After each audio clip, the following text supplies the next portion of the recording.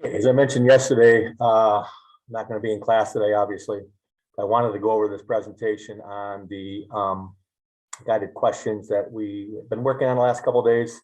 So I want to go through these, each question going on as we go through. A couple things to remember. You have a quiz tomorrow, which covers Mesopotamia as well as this presentation, Ancient Egypt. You also have a crossword, which I put together for you, which will get you prepared for tomorrow's quiz. That's on the desk over there where normally we hand out papers. So let's get this going, and then we'll give you the rest of the time to work on your crosswords. So, all right. So Ancient Egypt.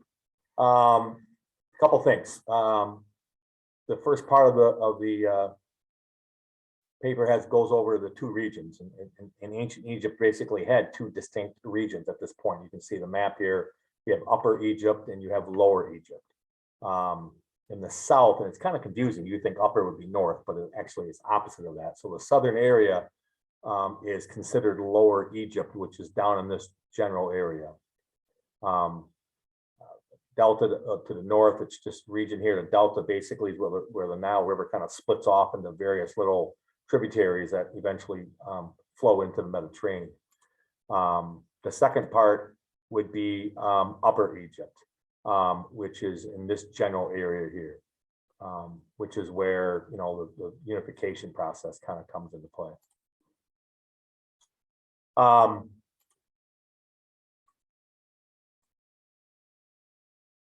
There we go. So the newly unified Europe, who was responsible for its unification?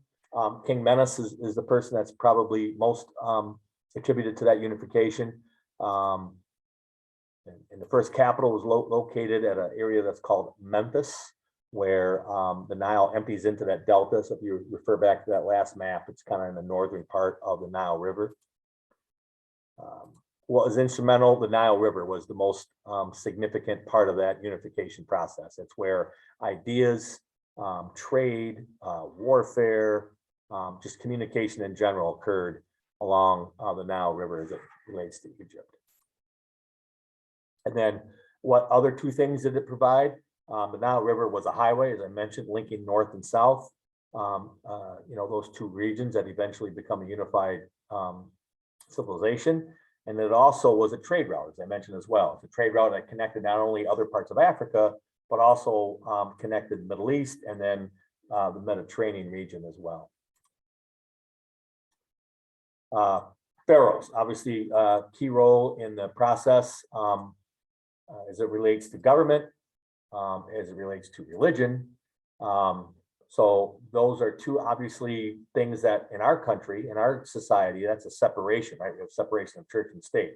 But in many, as we mentioned before, in many civilizations and ancient civilizations, government and religion were like totally connected. Bureaucracy, what is the bureaucracy? It's basically a level of government. You can see here in the image, you have all different levels, and that triangle really represents population, where the largest part of the population is down here, and those are basically slaves, farmers, peasants. And then as you move up the triangle, you get higher in social status, but you reduce in population until you get to the obvious point where you only have one pharaoh. So it's really a system of government that has different functions amongst the different levels in society. So each level has a different responsibility to the other. Whether it's above or below. So that's kind of how Egypt set up their government, and a lot of governments obviously are set up this way. Number 7, so within the Egyptian role, what did the vizier play? Chief minister, role was to supervise. He was the guy who delegated.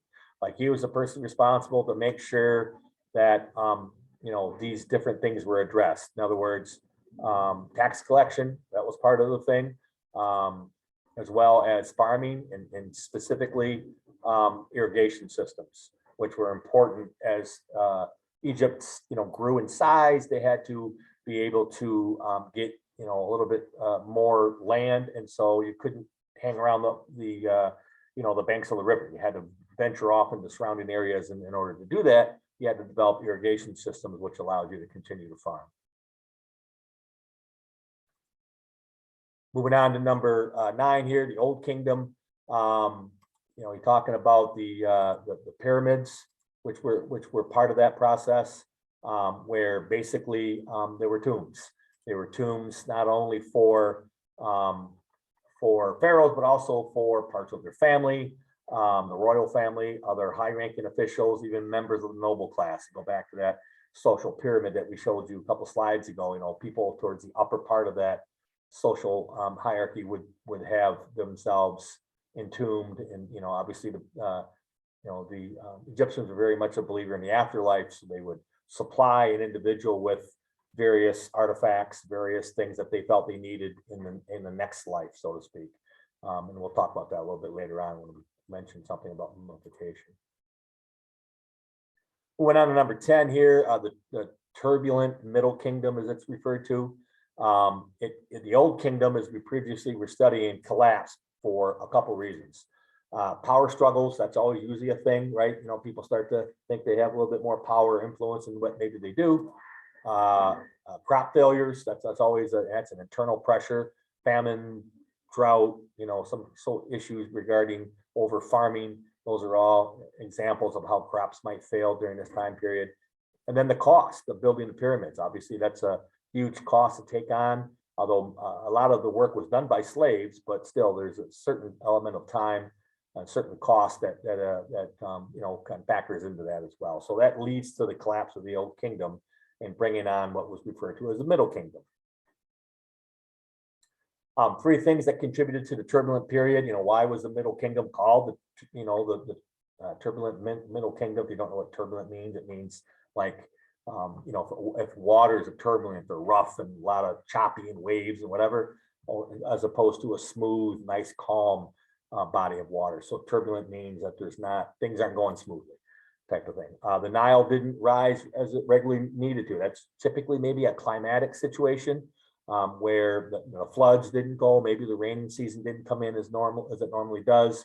So that obviously is going to affect the ability to farm and affects the agricultural abilities. And then corruption, within society, again, that's always an issue. That's an internal pressure where you have people who maybe are infighting, maybe they're trying to, conduct business that's going to benefit them and maybe not other people.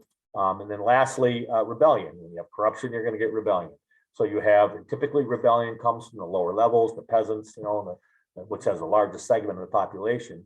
So all those things kind of factored into why the Middle Kingdom was probably one of the most turbulent periods in ancient Egypt. Moving on to the third segment, which is the New Kingdom, which was was the most successful, significant in terms of power, size, and prestige. In terms of size, how large was it? Well, it ranged as far north as Syria and all the way north and then east towards the Euphrates River. So pretty significant in size. Not as large as maybe the Persian Empire, but large in terms of how it compared to other Mesopotamian and previous empires or previous civilizations in Egypt. Significance here: first female ruler, and then you have ruler who stretched the borders in terms of how around 1450 BCE you have its large size, and Thutmose was the pharaoh at the time, and he was credited with that. Moving on here to numbers 14, under Ramses II, what peace treaty was signed? The first ever known peace treaty in the history of the world. It was signed with the Hittites. Who did the Egyptians fight and trade with during this time period? It was Nubia, which is to the south down the Nile River. In addition, what other interaction did they have with that same group, that Nubian southern neighbor? They acquired ivory, cattle, and slaves from that part of the empire.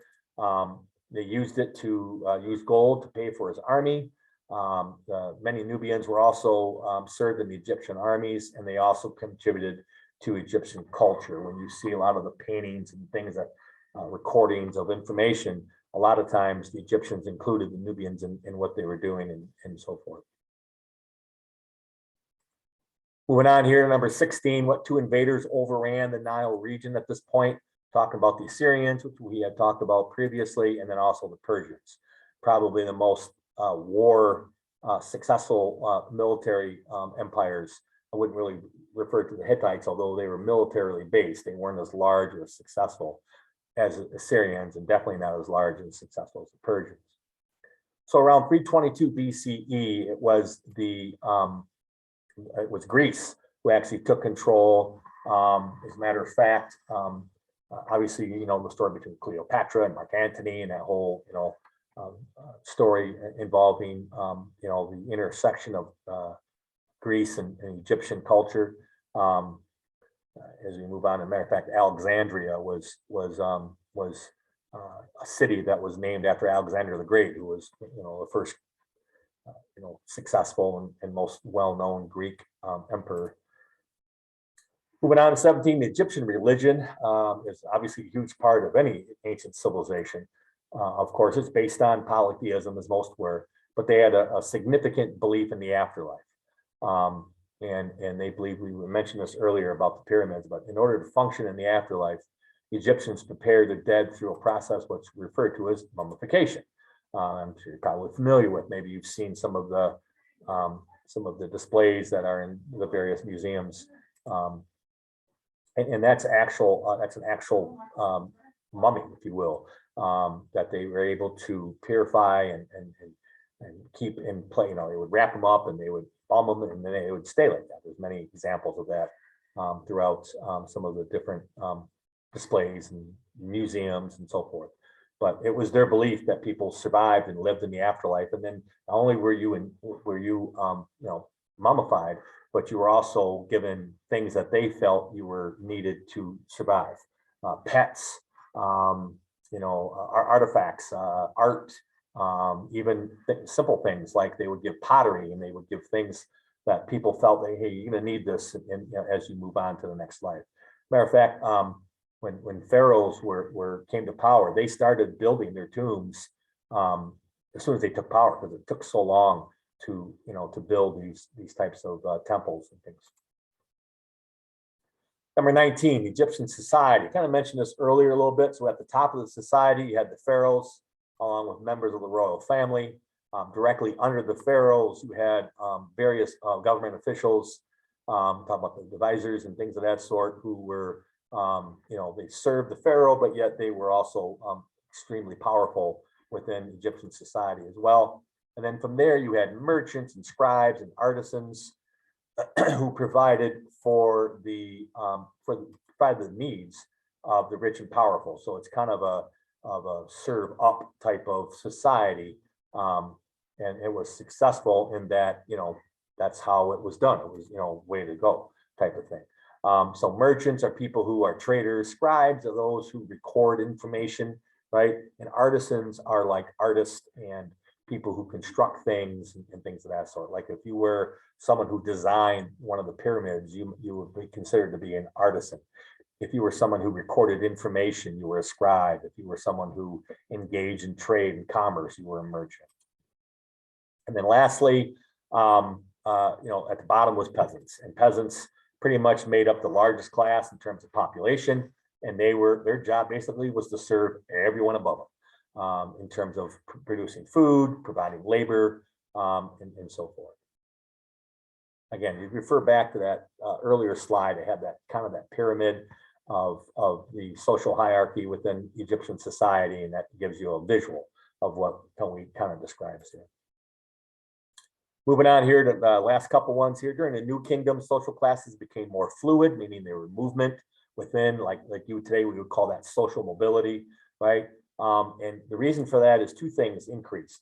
You had trade, which brought wealth into the district. So people who were maybe even peasants, or maybe you were just a merchant or an artisan, if you were able to increase your wealth, you were able to move up in society, as well as warfare. You would overcome, you would conquest, you would take over, and that allowed for movement within the society. Very much unlike what we talked about in the caste system in India, where you weren't allowed to move within the social structure. Well, in ancient Egypt, that was something that was done and done often. Women, Egyptian society enjoyed higher status within society. They were thought well of. We know that there's Egyptian pharaohs who were women as well. So they were they had greater independence. They were allowed to own businesses. They were allowed to make contracts. They were allowed to divorce, things of that sort. That was never a thing in Mesopotamia or in other societies at that point.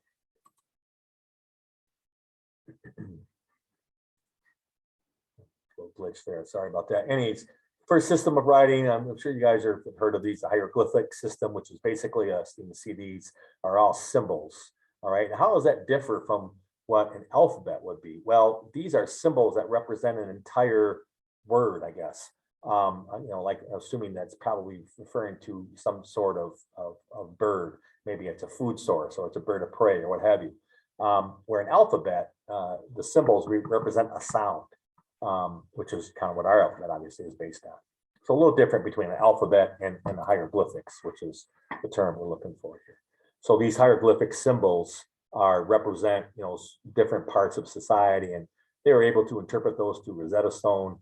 And it didn't happen until I think the latter part of the 1800s when they finally figured out what all this stuff meant, or at least they thought what it meant. And then finishing up here, Egyptian priests and astronomers were developed what we consider to be a modern day calendar, a 12-month calendar. If you watch that video clip, you saw that, where they were able to use the the moon and the obviously astronomers. So they're using the planets and things, and they came up with this 12-month calendar, which is not unlike the calendar that we use today. Obviously, it's been gone through different adaptations with the Greeks and the Romans and things of that sort. But for the most part, in its basic bones, it was basically the same thing. And then the other concept that was developed was the concept of geometry. A pyramid is literally a geometric force, right? And they needed to be able to develop the different angles, understand how geometry works in terms of construction. And so that concept of geometry was developed early on by the Egyptians. And there's a lot of mathematical concepts that we practice today that were developed during this time. Pi, the concept of pi was developed, not in Egypt, but in other parts of civilization. I believe it was the Hindus, the Indus Valley developed that concept. Also, concept of zero, a very simple concept, right? But there is no math if you don't have a concept of zero, because the value of everything is based on zero. And those are just real basic mathematical concepts that were developed during these ancient civilizations, and the Egyptians were one who developed the concept of geometry. All right, so I went kind of fast on that. I get it. I wanted to give you time. I'm sure you can go back through this and go back over and gain some information you might have missed. If you didn't do this question, you didn't get them turned in, or you missed some, go back and get those late points back. They're already going to be graded in the grade book. And then you should be working on your crosswords at this point. Again, there's 10 different versions of that puzzle. So, if you look at someone else's puzzle and they have a different one, it was done intentionally.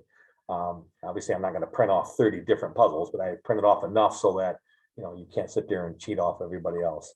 Not that you guys would cheat, but, there's always one or two. So get that done, get that turned in. Let's have that. Let's get your crosswords turned in by the end of the hour tomorrow, Friday. So quiz tomorrow, probably around 15 questions, maybe 17, a little larger quiz than normal. And you should be all set. Just make sure you guys behave yourself, don't cause any problems. If I get bad reports, it just means that I'm just going to load you up with work, because that means you've got too much time to sit around. So we'll see you tomorrow, and hopefully everything goes well.